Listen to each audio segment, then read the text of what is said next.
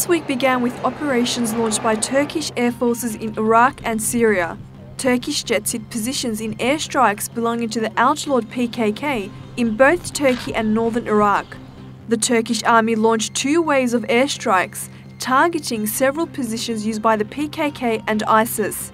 Turkey has been targeted by a series of terror attacks, starting with a suicide bombing carried out by ISIS in Suruc District of southeastern Sanliurfa province, in which 32 people were killed. The PKK has also intensified its attacks on Turkish police, soldiers and private property in Turkey's southeastern provinces and killed several security officers in what it called revenge attacks.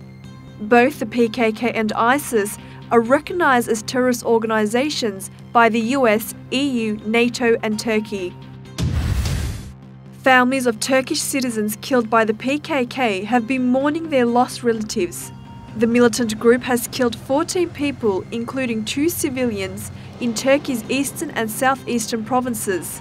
Garrison Commander Arslan Kulaksız, Sergeant Ziya Sarpkaya, Police Officer Mehmet Uyar, Infantry Lieutenant Ibrahim Tanrıverdi, Corporal Hamza Yıldırım, Soldier Ömer Kağan Kandemir, Police Officers İsa İpek and Serdar Kazar, Non-Commissioner Officer Ali Gökçe, Soldiers Barış Akkabak, Medet Mat, and Mansur Cengiz were those killed in the line of duty. Osman Caran and Necdet İnanç were 2 civilians killed by the PKK. Turkey launched airstrikes against PKK camps, shelters, caves and logistic points in Zap, Metina, Gara, Avastin Basyan, Sinaf Haftanin, Hakurk and Kandil, which are all located in the mountainous region of northern Iraq. While the strikes were ongoing, NATO held a meeting at Turkey's request.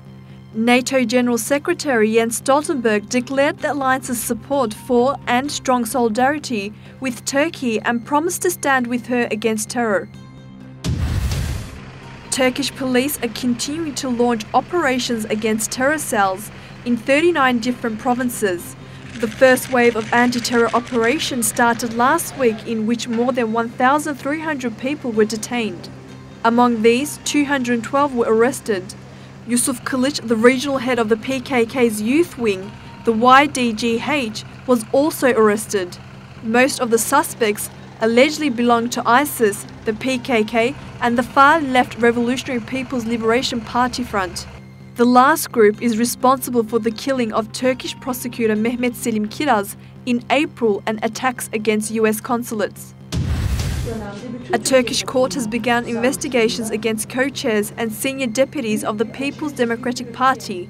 The HDP deputies have been accused of statements which allegedly constituted propaganda in favor of terror, as well as illegal acts linked to the PKK.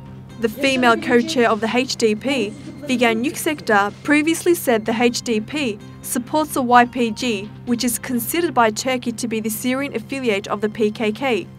Biz sırtımızı Rojava'ya yaslıyoruz.